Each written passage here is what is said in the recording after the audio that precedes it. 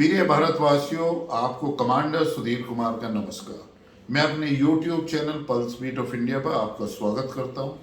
यदि आपने मेरे चैनल की वीडियो सुनी है पल्स बीट ऑफ इंडिया पर, यदि आपको पसंद आई है तो उन्हें लाइक करिए और फिर सब्सक्राइब करिए। यदि नहीं सब्सक्राइब किया है, सब्सक्राइब करिए और अपने दोस्तों और आसपास के लोगों को बताइए कि वो सब्सक्राइब करें। आज का मुद्दा है, मैं वो आपके सामने बात करना चाहूँगा कि इलेक्शन से पहले ही सारे राजनीतिक दलों को आम जनता की कैसे याद आती है और वो क्या किस तरीके से रेवड़ियाँ बांटने की बात करते हैं। रेवड़ियाँ का मतलब है फ्रीबीज, इंग्लिश में इसको बोला जाता है कि इलेक्शन से पहले वो वायदे करते हैं कि हम फ्री में ये दे देंगे, हम किसानों का लोन माफ़ कर देंगे, हम किसानों को खाद पर सब्सिडी दे देंगे, हम इलेक्ट्रिकल चार्जेस माफ़ कर देंगे, हम जो पानी है वो शहर में पानी के चार्जेस को ख़त्म कर देंगे, हम जो है ना सभी लड़कियों को लैपटॉप दे देंगे, जो 12th की लड़कियां हैं उनको साइकिल दे देंगे। कोई कहता है कि हम सभी महिलाओं को जो है ना फ्री में पैसा देंगे। तो इस तरह के जो ये सारे लुभावने ऑफर जो इलेक्शन से पहले ही आते हैं, मेरे ख्याल से आम जनता को पता होना चाहिए कि भाइयों बहनों, ये आपके ही पॉकेट से जाने वाले हैं। किसी भी गवर्नमेंट के पास में एक राजस्व होता है, एक इनकम होती है और उसी की इनकम के अनुसार वो खर्च कर सकती है।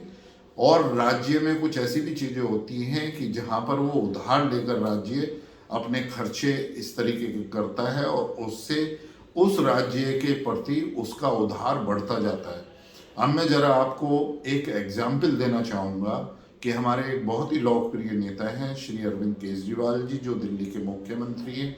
वो मैं क्यों नाम लेना चाह रहा हूँ, क्योंकि मैं किसी पार्टी में नहीं हूँ, लेकिन जब मैं इस तरह की बातें सुनता हूँ कि एक रेस्पॉन्सिबल आदमी होकर, एक आईआरएस ऑफिसर होने के बावजूद भी, उनकी वाइफ भी आईआरएस ऑफिसर हैं, वो इस तरीके के आदमी हैं, पढ़े लिखे इंसान हैं, जब वो जाकर पंजाब में उन्होंने कहा कि मैं हर एक महिला को 1,000 रुपये पर मंथ दूंगा यदि आम आदमी की गवर्नमेंट पंजाब में आ जाती है।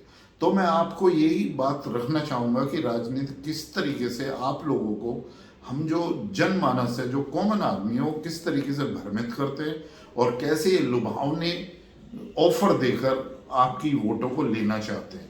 तो अब आप देखिए कि यदि मैं लूँ, आज पंजाब में पिछले सेंसस या पिछले वोटिंग लिस्ट के अनुसार करीब 1,05,00,000 से 6,00,000 जो हैं वो महिलाएं हैं वहाँ पर।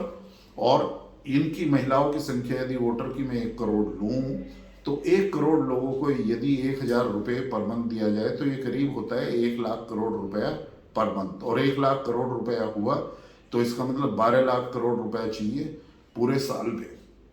इसी तरीके से अब आप देखिए कि पंजाब का राजस्व कितना है, मतलब पंजाब गवर्नमेंट की इनकम कितनी है। पंजाब गवर्नमेंट की इनकम है करीब 1,68,000 करोड़, सभी इस चीज़ों से, चाहे वो एक्साइज ड्यूटी है, टैक्स है, सारी चीज़ों से। अब उनका जो खर्चा है वो भी इतना ही है, करीब 1,66,000 करोड़। तो उनके पास में कोई पैसा ही नहीं बचता है गवर्नमेंट के पास में इस तरह की चीज़ों को देने के लिए।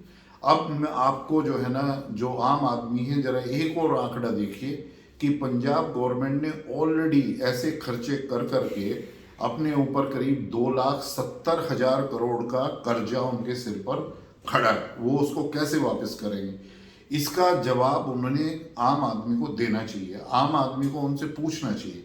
और यही स्थिति सब राज्यों की है कि सब राज्य इसी तरीके से आम आदमी को भ्रमित करते हैं ये लुभावने ऑफर देकर।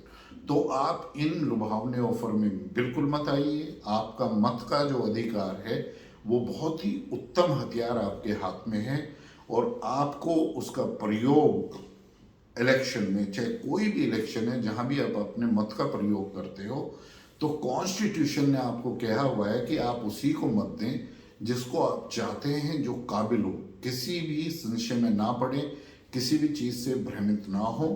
और ये जो वोटिंग राइट है, अभी गवर्नमेंट ने नवंबर के महीने में, पूरे नवंबर, 1 नवंबर से लेकर 30 नवंबर तक एक अभियान चलाया, जहां हमारे जो युवा हैं जिन्होंने अभी तक वोट नहीं बनाई है वो अपनी वोट बनवाएं। वोट बनाने के बाद में अपनी वो वोट का जो है ना प्रयोग करें, उसका जो है ना अधिकार पूर्वक जो है ना उसका करें और ऐसे जो भ्रमित जो चीज़ें, जो रेवड़ियाँ बांटी जाती हैं या जो प्रलोभन दिए जाते हैं विभिन्न राजनीतिक दलों द्वारा, उनके चक्कर में ना पड़े। आप हर एक जो प्रत्येक कैंडिडेट है जो इलेक्शन में खड़ा होता है, चाहे वो किसी भी पार्टी का, उसकी योग्यता के आधार पर आप वोट करें।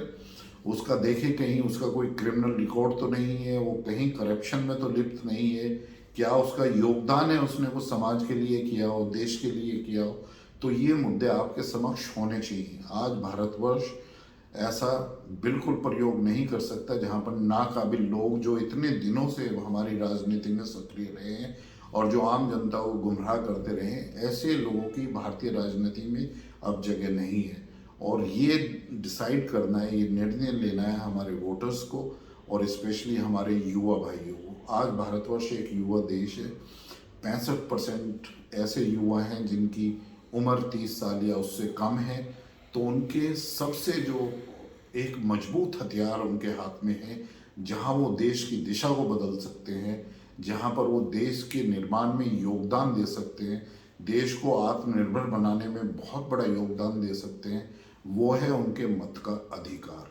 तो आप अपने मत का अधिकार अपने निर्णय से लीजिए, आप कसौटी पर तोलिए हर एक उम्मीदवार को और तभी आप वोट करिए। आप किसी भी जो ये प्रलोभन से, फ्रीबीज के या जो प्रलोभन है रेवड़ियाँ बांटने के, आप और आपके परिवार के लोग इन प्रलोभनों में बिल्कुल नहीं पड़ने चाहिए।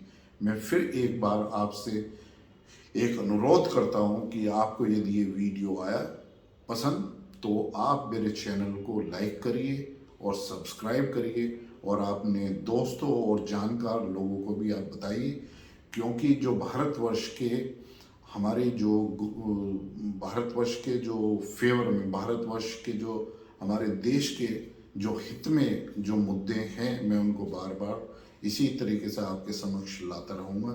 धन्यवाद।